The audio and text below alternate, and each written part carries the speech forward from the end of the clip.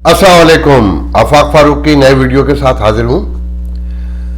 मौजूद मेरा वही अफगानिस्तान, पाकिस्तान और आज थोड़ा सा कराची भी, और साथ में यहाँ का मैं आपको बता दूं कि जो एंड्रयू कुओमो है, गवर्नर कुओमो न्यूयॉर्क के डेमोक्रेट, उन्होंने कल अपने इस्तीफे का ऐलान कर दिया है कि विद इन 14 डेज वो इस्तीफा दे देंगे। जो उन पर सेक्सुअल हरासमेंट का केस है कि 11 खवातीन ने उनके खिलाफ जो शिकायत की है, मगर साथ में उन्होंने ये भी कहा है कि उनकी कभी ये इंटेंशन नहीं रही, उनसे गलती ज़रूर हुई होगी मगर सोचा कभी नहीं था ऐसा, और उन्होंने इसे एक जनरेशनल और कल्चरल गैप करार दिया है जो एक एज ग्रुप के साथ। एक बहुत लंबी डिटेल है, बड़ा सैड वाकया ही है ये। बड़ा साथ में ये भी आज बताता चलूँ कि इनके वालिद भी बड़े स्ट्रॉन्ग कैंडिडेट थे प्रेसिडेंसी के, मगर वो भी आखिरी लम्हे में कहीं गुम हो गए थे। और इनके लिए भी कहा जा रहा था, एंड्रयू कुओमो के लिए भी, कि ये अगले डेमोक्रेटिक प्रेसिडेंशियल कैंडिडेट होंगे और स्ट्रॉन्गेस्ट कैंडिडेट होंगे। बल्कि जब बाइडेन इलेक्शन लड़ रहे थे और जो सिचुएशन क्रिएट हो रही थी, तो बहुत से तजिया निगारों का ख्याल ये था कि अभी भी बाइडेन को विड्रॉ करके इन्हें ले आया जाए तो ज़्यादा बेहतर होगा। खैर, सियासत बड़ी बेरहम होती है और एंड्रयू कुओमो का भी यही ख्याल है और बहुत सारे तजिया निगारों का भी ये ख्याल है कि ये सियासी भेंट चढ़े हैं। हम आगे बढ़ते हैं। पहले तो मैं अपने एक फौजी दोस्त का तबसरा सुनाना चाहूँगा कि कल जो मैंने कहा कि जो सहाफ़ी अगवा होते हैं, उस हवाले से जो तशद्दुद की वारदातें हमारे यहाँ होती हैं और जिस पर बाजवा साहब ने कल कहा कि अगर कोई साबित कर दे तो मैं इस्तीफा देने को तैयार हूं कि हामिद मीर को हमने निकलवाया। अगर पहले तो सवाल यही उभरता है जो मैंने कल भी किया था कि अगर आप लोग नहीं करते तो वो कौन लोग हैं, वो सामने क्यों नहीं आते जो अगवा करते हैं, तशद्दुद करते हैं, मार डालते हैं। आप तो दुनिया की नंबर 1 एजेंसी भी रखते हैं, ISI, जो मामलात को बहुत जल्दी समझ लेती है, पकड़ लेती है, मगर ये मसला कभी हल नहीं हुआ। तो उस पर मेरे फौजी दोस्त ने मुझे इनबॉक्स में कमेंट किया कि ये हरकतें तीसरे दर्जे एजेंसियों के तीसरे दर्जे के अफसर खुशामदी जो अपने अफसरान को खुश करना चाहते हैं, वो ये हरकतें करते हैं और जग हसाई का बाइस बनते हैं, और इस तरह के अफसरान पूरी दुनिया की एजेंसियों में होते हैं। अगर चले मान लेते हैं आपकी बात दुरुस्त है, 1 बार 2 बार 3 बार 4 बार, क्या ऐसे अफसरों को लगाम नहीं डाली जा सकती, या नहीं लगाम डालनी चाहिए थी, या आपको पता ही नहीं चल पाता कि ये कौन से अफसरान हैं जो इस हद तक गुजर जाते हैं। जहाँ तक बात रही बाकी दुनिया की एजेंसियों की, तो मुझे नहीं पता कि आपके एतराफ़ में क्या होता है, मगर फर्स्ट वर्ल्ड में ऐसा नहीं होता, ऐसा नहीं सुनने में आता। आगे बढ़ते हैं। कल मैं एक प्रोग्राम देख रहा था, इस्टेब्लिशमेंट की खासुल खास नुमाइंदा डॉक्टर मलिया लोधी फरमा रही थी, बहुत एलिगेंसी और बहुत ही सोफिस्टिकेशन के साथ। मैं मलिया लोधी को एक सोफिस्टिकेटेड फिरदौस आशिक अवान समझता हूँ। खातून कह रही थी कि अगर दोहा मुज़ाकरात नाकाम हो गए तो बहुत खराबी पैदा होगी, एक छोटी सी विंडो खुल सकती है दोहा मुज़ाकरात में कि अबूरी हुकूमत पर तालिबान राज़ी हो जाएं, जैसा कि शुमाली इत्तेहाद वगैरह अब्दुल्ला वगैरह ने कहा है कि एक अबूरी हुकूमत बना ली जाए काबुल में, और फिर वो मुज़ाकरात करे तालिबान से और मामलात को आगे बढ़ाया जाए।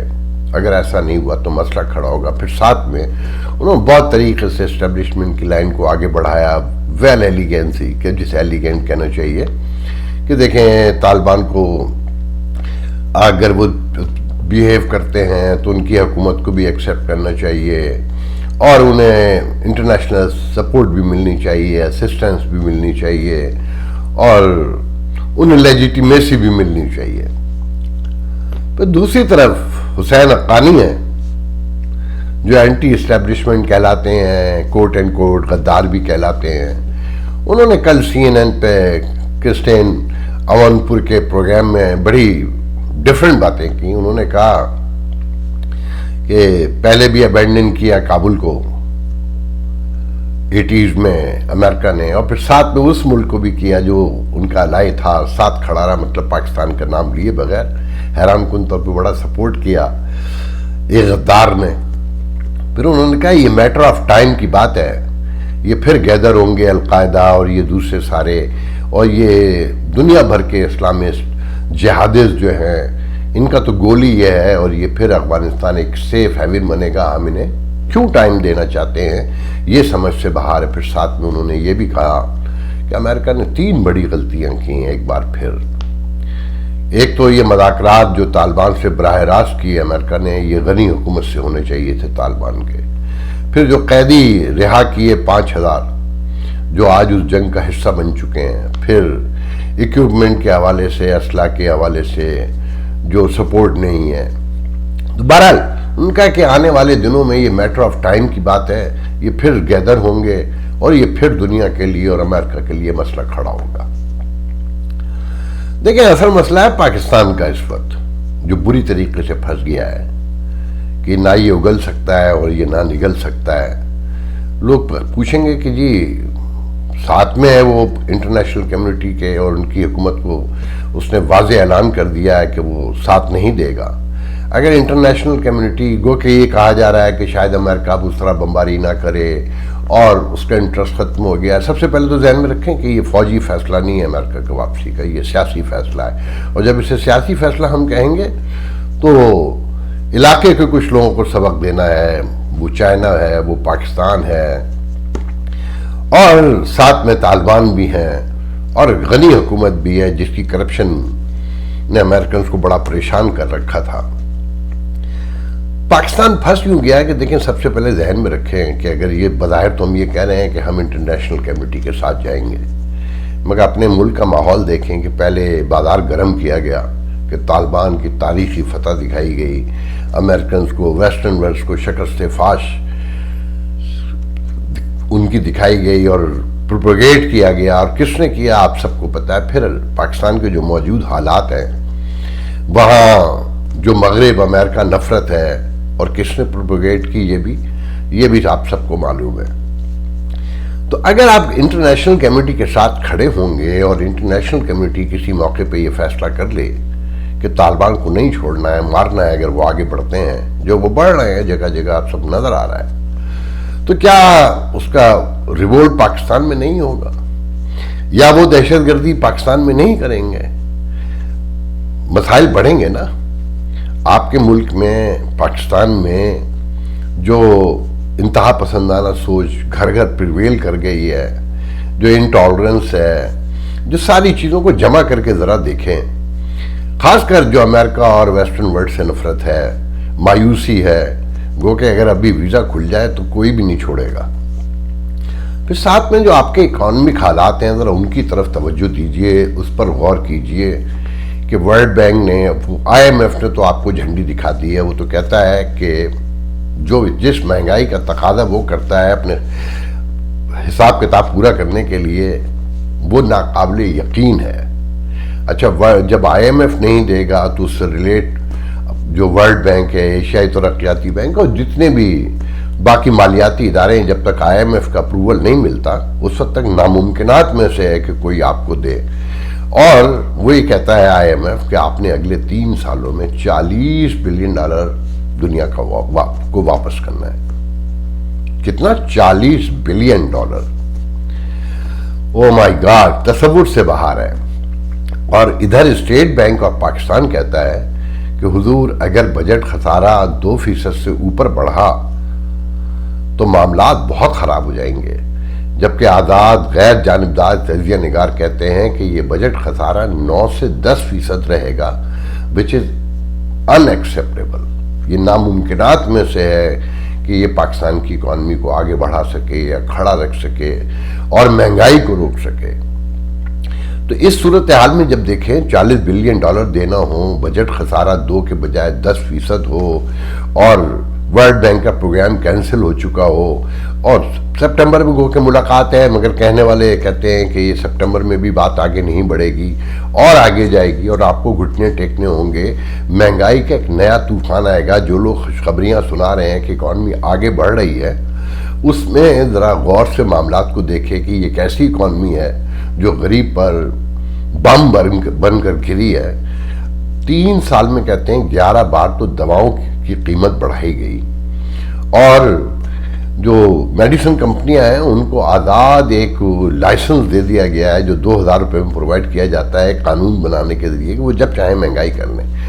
وہ 10 دواؤں پہ بڑھاتے ہیں، دکاندار 25 روپے اور بڑھا لیتا ہے. کرپشن کا پاکستان میں گریڈ جو اسے کہتے ہیں، ہرس، لالچ، ہوس، تو ہم سب کو پتہ ہے نا.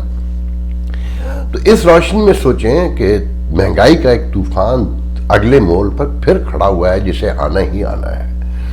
اس سچویشن میں اگر انٹرنیشنل کمیونٹی بھی طے کر لیتی ہے کہ آپ کو گھیر لینا ہے اور آپ کو ہلنے جلنے نہیں دینا ہے، تو اس میں سوچئے پھر آپ کا سوشو پولیٹیکل کیوس جو ہے وہ آپ کو کہاں لے کر جائے گا. پھر طالبان، پھر اگر مہاجرین آ جاتے ہیں تو علامہ الفیر ایک عجیب سا منظر میں بنتا ہوا دیکھ رہا ہوں.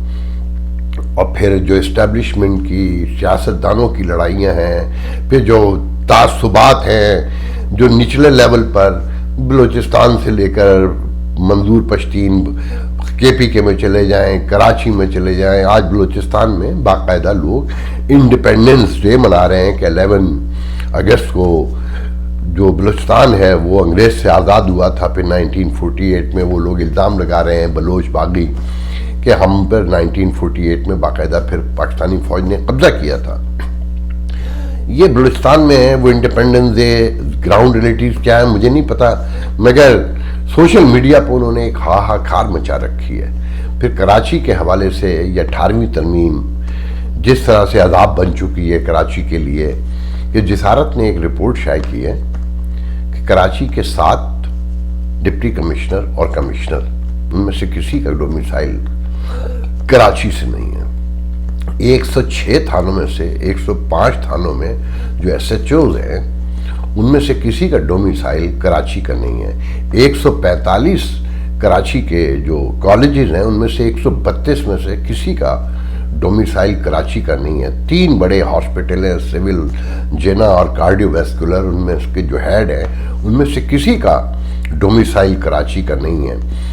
پھر اسی طریقے سے اور دوسرے لیاری ڈیولپمنٹ، ملی ڈیولپمنٹ اور کراچی ڈیولپمنٹ جو بھی کے ڈی اے ہے ان میں سے کسی کا ڈومیسائل کراچی کا نہیں ہے. اور کہا گیا ہے کہ جیسے پیپلز پارٹی حکومت نے نعرہ لگا رکھا ہے کہ مقامی لوگ نہ کھپن.